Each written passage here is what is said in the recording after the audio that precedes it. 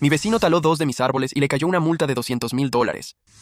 Vivo en un barrio antiguo de un pueblo pequeño, a una hora aproximadamente de Nashville. El costo de vida en Nashville ha subido muchísimo, igual que los precios de las casas. Por eso, algunas personas han empezado a mudarse a nuestro tranquilo pueblo para conseguir algo mejor por su dinero. Mi nuevo vecino, un aspirante a cantante de country, vive en su propio mundo y parece tener mucho dinero.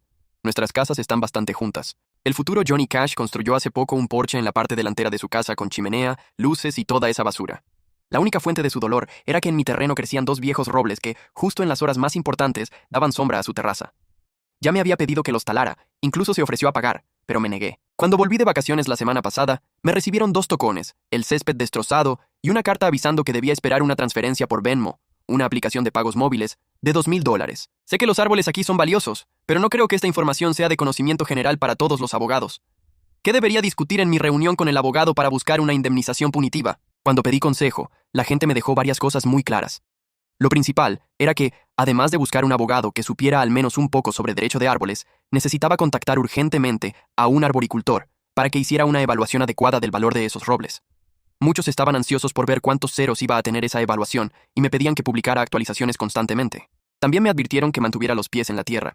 Aunque se sabe que a algunos abogados les encantan estos casos porque a veces implican sumas altísimas, la realidad es que la mayoría de las veces no se llega a las 6 cifras a menos que se den condiciones muy específicas. Aún así, el arboricultor era el primer paso indiscutible. Y lo más importante de todo, me recalcaron que por ningún motivo aceptara esa transferencia de Venmo, ya que rechazarla serviría como prueba adicional de que el vecino actuó de forma intencional y sin mi permiso. Actualización 1. En los últimos 15 días ha pasado mucho. Quería dar una breve actualización, pero no estará en orden.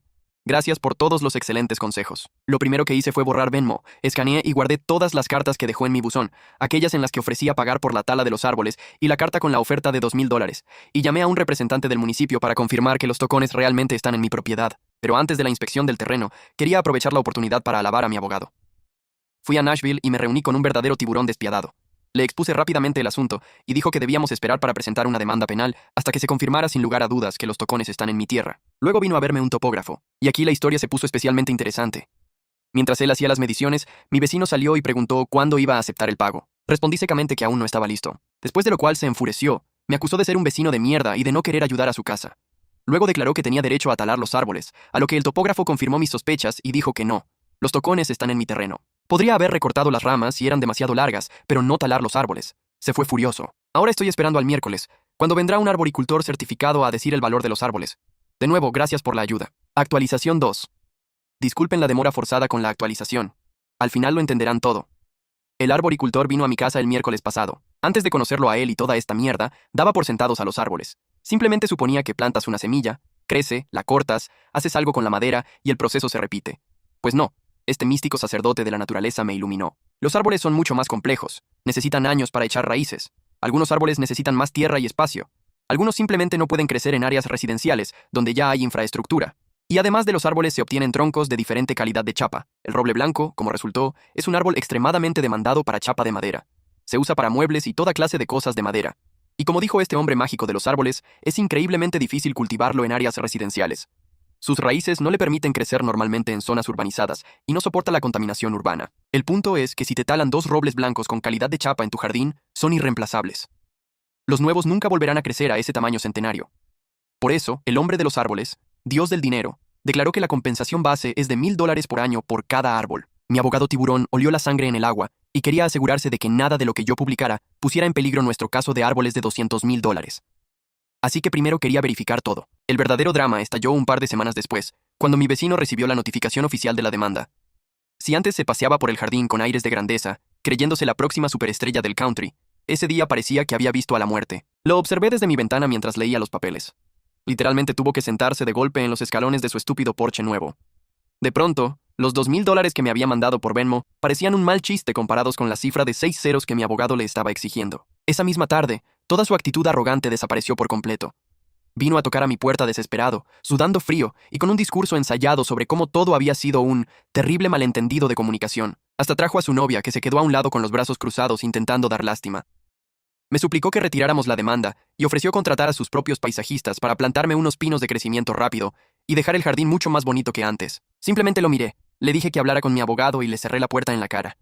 Estaba estrictamente advertido de no cruzar más palabras con él. Como era obvio que el Johnny Cash de descuento no tenía ni de cerca esa cantidad de dinero en el banco, el pánico lo obligó a involucrar a su papá, el ricachón de Los Ángeles.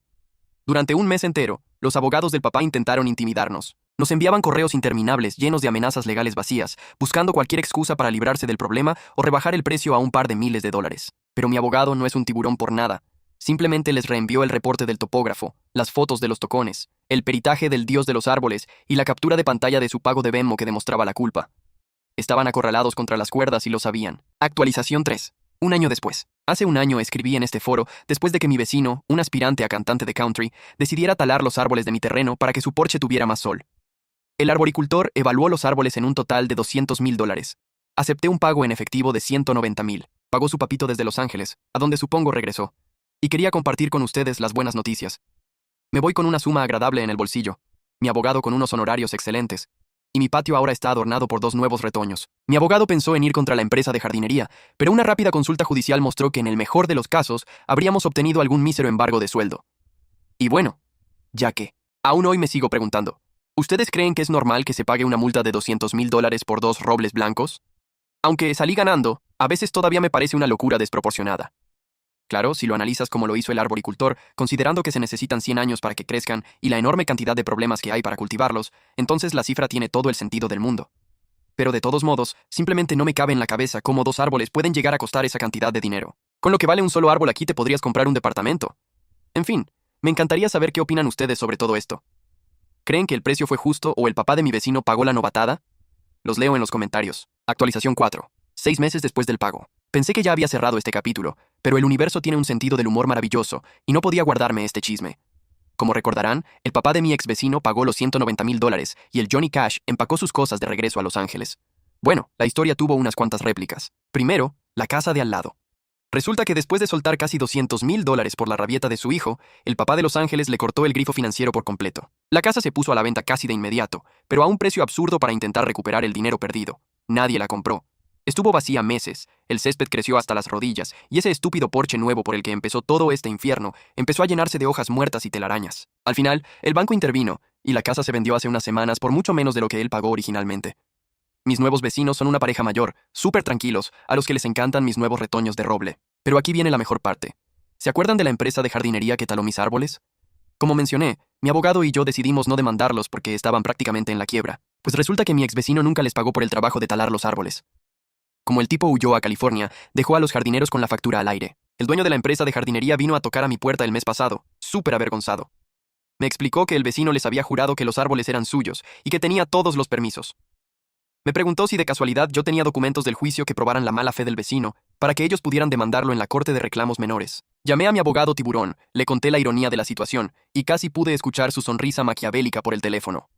Le enviamos al jardinero una copia de la confesión de Venmo y el reporte del topógrafo.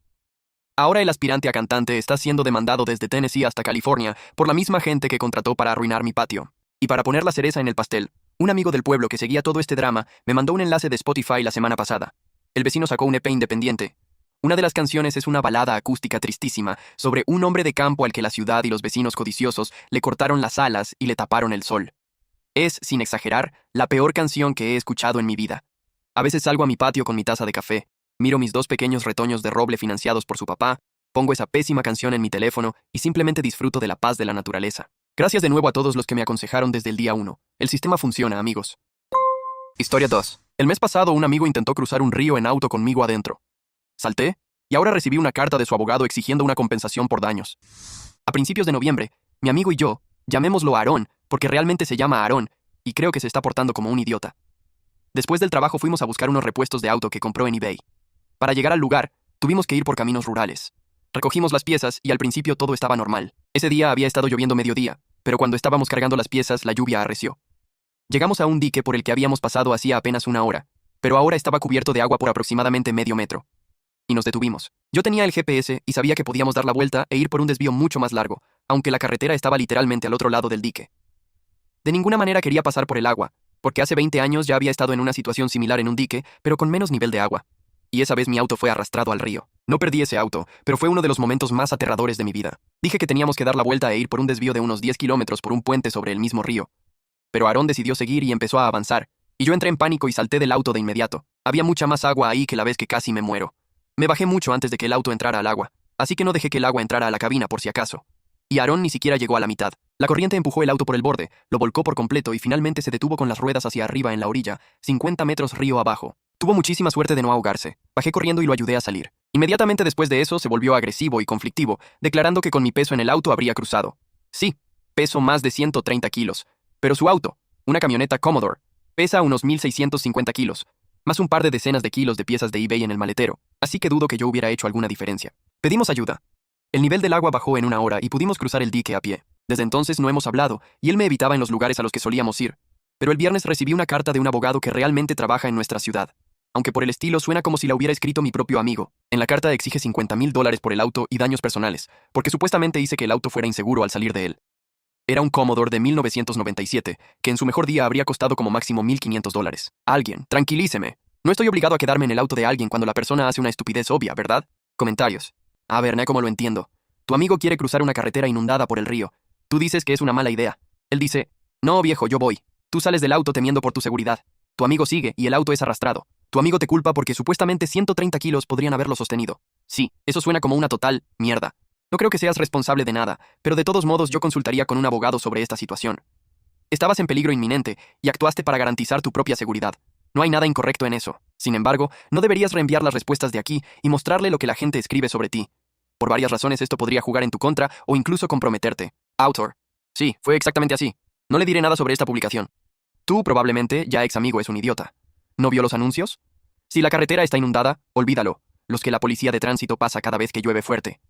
Es poco probable que un abogado real escribiera una carta con tales demandas, considerando lo absurda que parece esta demanda. Pero deberías verificarlo directamente llamándolo al número de su sitio web oficial. Si realmente escribió la carta, simplemente espera a que realmente te entreguen la demanda, y entonces contrata a tu abogado. Si no la escribió y quieres ser mezquino, la falsificación de documentos es un delito penal, así que puedes denunciarlo a la policía. Personalmente, yo borraría a este idiota de mi vida como basura inútil. No solo puso en peligro tu vida, sino que ahora también intenta extorsionarte dinero por cagarla él mismo. Yo antes ejercía la abogacía en Australia. Ahora no tengo licencia para ejercer, y mis palabras no pueden ser consideradas como consejo legal. Pero estas son recomendaciones generales sobre tus próximos pasos. Revisa si la carta de demanda indica una fecha límite para responder y si te dieron tiempo para hacerlo. Si no cumples con esos plazos, el siguiente paso para Aarón será seguir el procedimiento legal de reenvío de la carta de demanda, y luego una posible demanda en el tribunal para el cobro de la deuda. No contactes al abogado, no hables con Aarón y no escribas ni digas nada ni a ellos ni a otras personas a su alrededor. No intentes exponerles tu versión de los hechos. Si estuviera asesorando a un cliente, también recomendaría borrar cualquier publicación en Internet, porque es evidencia relevante que puede usarse en un interrogatorio y socavar tu credibilidad como testigo. Dado que la disputa formal podría reducirse a él dijo, ella dijo, tu reputación como testigo importa. Deberías contratar lo antes posible a un abogado que redacte una respuesta a la carta de demanda y te asesore. Autor. En la carta no hay plazo ni información sobre el tiempo para responder. Solo una declaración de que debido a mis acciones, su cliente sufrió daños por $50,000 y debo pagarlo, como si ya me hubieran declarado culpable. No hay una palabra sobre ir a juicio, ni sobre cómo y cuándo pagar. Por eso me parece que la carta muy probablemente es falsa. No contactaré a Aarón, ni le pediré que lea este hilo. Si quiero ahorrar dinero, simplemente enviaré una copia de la carta a esos abogados preguntando, ¿pueden confirmar que realmente enviaron esto? ¿Hay algún riesgo en esto? ¿O incluso esto es mejor hacerlo a través de mi abogado? Entiendo que esto puede ir más allá de los consejos permitidos. Lo más probable es que esta semana consulte a mi abogado. Actualización. Fui a ver a una abogada a la que mis padres consultaron hace unos años. Echó un vistazo a la carta de los abogados de mi amigo Aarón y dijo que tenía serias dudas y que ella misma respondería. Se comunicó con ese abogado, y luego mi abogada me escribió que esos abogados no representan a Aarón en absoluto, y que solo debería contactarla si aparecen nuevas cartas. Por ahora no se requiere ninguna acción. Como resultó, Aarón simplemente falsificó la carta y ayer, cuando finalmente se decidió a hablar conmigo, él mismo lo confesó. Quiere que yo retire la queja a sus abogados por usar su membrete. Yo no me quejé con ellos, así que lo mandé al diablo. Y la última historia de hoy. Historia 3. La madre de mi novia fallecida amenaza con demandarme, exigiendo una parte de mi casa. Mi novia y yo estuvimos juntos 7 años. Ella murió hace 2 años. De esos 7 años vivió conmigo 5. Compré la casa un año después de que empezara nuestra relación. En la hipoteca solo aparecía yo. Y ahora la casa me pertenece por completo. Pagué la hipoteca. Me convertí en el dueño absoluto de la casa después de su muerte. Mi nombre también es el único en todas las facturas. Mi novia no pagaba renta. La madre de mi novia me contactó y me informó que iba a demandarme, exigiendo una parte de la casa, afirmando que tiene pruebas de que mi novia invirtió en la casa y pagó las remodelaciones. Remodelamos un baño y un dormitorio, y yo pagué todos los gastos. Ella hizo esto a través de un abogado de familia, al que investigué, y parece que no se especializa en casos así. Aparentemente se dedica a testamentos y planificación de herencias. Ella declara que le debo $100,000 como herencia de mi novia. No tengo idea de dónde sacó esa suma. Para dar contexto, la madre de mi novia nunca me quiso, y fue especialmente cruel conmigo, incluyendo la acusación de que yo tuve la culpa de la muerte de su hija. Ella murió por causas naturales.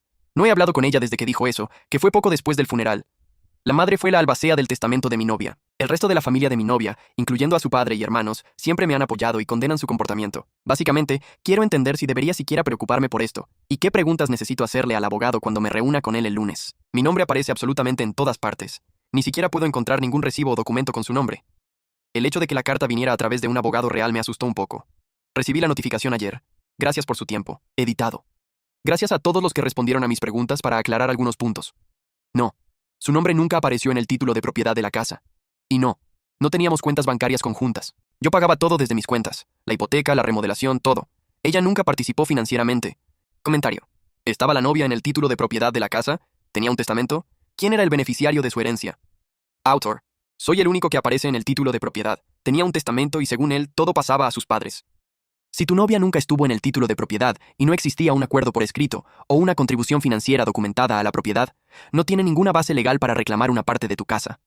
Un tribunal sucesorio no puede adjudicar activos que el fallecido no poseía legalmente o por equidad. Cualquier reclamo sobre una parte debe tratarse en un tribunal civil. Esto es probablemente un intento de presión más que una demanda real. Si de todos modos se presenta la demanda, tu abogado podrá evaluar si es evidentemente infundada y si tiene sentido exigir una compensación por los gastos legales. A juzgar por lo que describiste, los reclamos parecen extremadamente débiles. Actualización. Primero que nada quiero agradecer a todos los que expresaron sus condolencias por lo de mi novia. En segundo lugar, gracias a todos los que enviaron consejos, ayudándome a entender esta situación. Solo quiero contarles cómo terminó todo. Al final me reuní con 3 abogados diferentes, 2 consultas gratuitas y una de paga. Fui con todos los documentos que tenía, y los 3 dijeron más o menos lo mismo. Si el lado de su madre no tiene algo que yo desconozca, no ven ninguna razón por la que pudiera exigirme algo. Incluso revisamos las transferencias a través de Cash App y Venmo. Y aunque ella realmente me enviaba dinero a través de ellas, la suma que yo le transfería a mi novia era mayor. El abogado al que le pagué la consulta se ofreció a preparar una respuesta legal a la carta de su madre en mi nombre sin costo adicional, pero con la condición de que si ella llegaba a presentar una demanda, tendría que empezar a pagar sus servicios si quería seguir trabajando con ellos. Acepté. Me dieron a leer la respuesta preparada y me explicaron los términos legales que no entendía. Aprobé el texto y lo enviaron. Eso fue ayer por la mañana. Hoy por la tarde me llamaron de la oficina del abogado y me informaron que habían recibido una respuesta. Luego el propio abogado habló conmigo en persona y dijo que en la respuesta del abogado y de su madre se indica que ella no continuará con ninguna acción posterior y el asunto debe considerarse cerrado. Una vez más agradezco a todos por el apoyo y los consejos.